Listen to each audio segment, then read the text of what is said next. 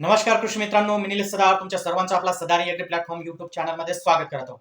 आज आपण बोलणार आहोत छत्रपती संभाजीनगर महानगरपालिकेची जी जाहिरात आली होती. मी ऑलरेडी आपल्या टेलिग्रामला 2 महिन्याच्या आधी एक मेसेज टाकलेला होता. त्यावेळेसही सांगितलं होतं की याच्यात उद्यान सहाय्यक याचे पद राहतील.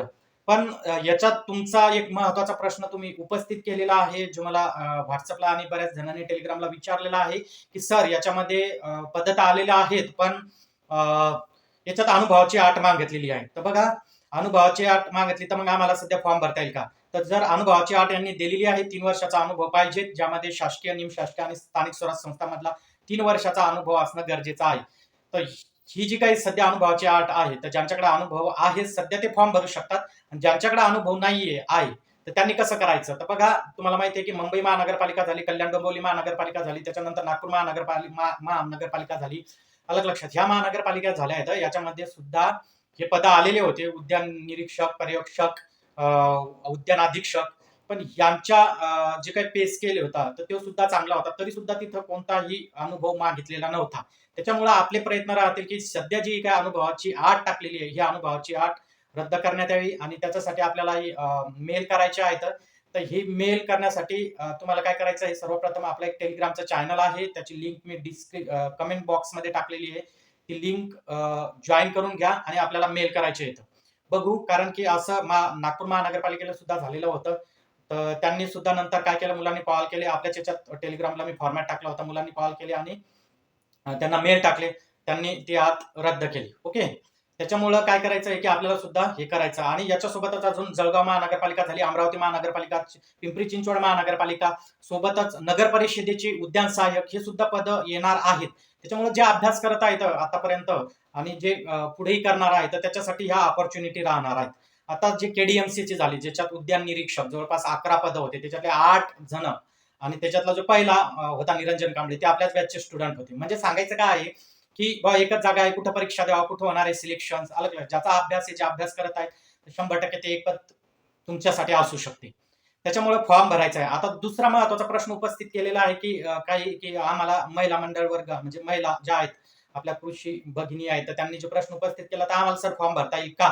तर बघा, हे जे पद दिलेले आहेत, 6 जागा आहेत. तर 6 जागामध्ये एक एसटी कॅटेगरीसाठी आहे, दुसरी जी आहे तर ती हे विमुक्त अ मध्ये, तिसरी जी आहे ती आहे ईडब्ल्यूएस साठी, चौथी आहे एससी बीसी, पाचवी आहे ओबीसी आणि 6वी आहे ओपन मध्ये. अलग लक्षात. तर या 6 जागा आहेत. पण ह्या 6ही जागा ज्या दिलेल्या आहेत, त्या सर्वसाधारण गटामध्ये दिलेल्या आहेत. आणि सर्वसाधारण गटामध्ये ज्या जागा असतात, तर त्या जागा मेल आणि फिमेल दोन्हीही साठी असतात. म्हणजे त्याच्यामुळे इथं महिला मंडळ सुद्धा फॉर्म भरू शकतात. अलग लक्षात.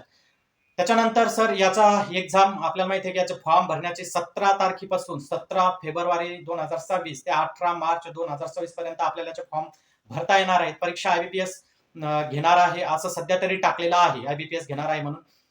सोबत याचा परीक्षेचा पॅटर्न काय असणार आहे, तर परीक्षा ही 200 गुणांची होणार आहे. 200 गुण म्हणजे काय होणार आहे? 200 गुण म्हणजे तुमचे 100 प्रश्न राहतील आणि 100 प्रश्नामध्ये तुमचे मराठी, इंग्लिश, जीएस आणि ऍप्टिट्यूड म्हणजे बुद्धिमत्ता आणि तुमची रिझनिंग, या असे 15-15 क्वेश्चन्स असू शकतात. 60 आणि 40 क्वेश्चन्स असणार आहे तर तुमचे तुमचं टेक्निकल नॉलेज. ओके. तर हे सगळं याचा पॅटर्न, याचा ही टेस्ट सिरीज आपल्या ऍपला आहे, सदारी एग्री प्लॅटफॉर्म ऍपला आहे, ते डाउनलोड करा. दुसरं आहे की याच्यासाठी कोण इलिजिबल आहे, तर पुन्हा सांगतो, याच्यासाठी बीएससी ऍग्रिकल्चर, त्याच्यानंतर BSc horticulture, BSc forestry, BSc plain botany, हे सगळे या पदासाठी इलिजिबल असणार आहेत. आता ही जर परीक्षा आहे, तर ही उद्यान सहाय्यक ज्या वेळेस नगर परिषदेची येतील, त्याच्यात चांगले पद असण्याची अपेक्षा आहे. ती जर आली तर ती एक मोठी संधी आहे. त्याच्यामुळे याचा अनुभव तुम्हाला तिथं नक्की येणार आहे. आता एक जी-आर असा आलेला होता, की बाकीचे ब्रँचेस म्हणजे जसं बाकीच्या ज्या ब्रँचेस राहिले त्यांना फॉर्म भरता येईल का? तर शासनाचा एक जी-आर असा होता, की agriculture equivalent to the all branches, आणि हा जी-आर एक शुद्धीपत्रक आलेलं होतं याच पदासाठी एका मागच्या महानगरपालिकेला, आणि तिथं मग सगळ्यांना इलिजिबल केलेलं होतं, इक्विव्हॅलंट टू ऑल ब्रँचेस. अलग लक्षात. तर तो जी-आर जर असेल, म्हणजे आपण त्या जी-आरच्या माध्यमातून गेलं तर सगळ्या ब्रँचेस इलिजिबल होऊ शकतात. पण सध्या तरी यांनी या ब्रँचेस दिले आहेत, ह्याच ब्रँचेस इथं इलिजिबल आहेत. त्याच्यामुळं एक्झामचा पॅटर्न तुम्हाला माहिती झालेला आहे आणि जे काही पद आहेत, ही पद तर हे बाकीचे महानगरपालिका आहेत त्या दृष्टिकोनातूनही खूप महत्वाचे आहेत. त्याच्या नोट्स ज्या असतील, याच्या टेस्ट असतील, त्या आपल्या सदारी एग्री प्लॅटफॉर्म ऍपवर अवेलेबल केलेल्या आहेत. मागचे जे काही TCS न पेपर घेतलेले ते सुद्धा मी अवेलेबल करून दिलेले आहेत.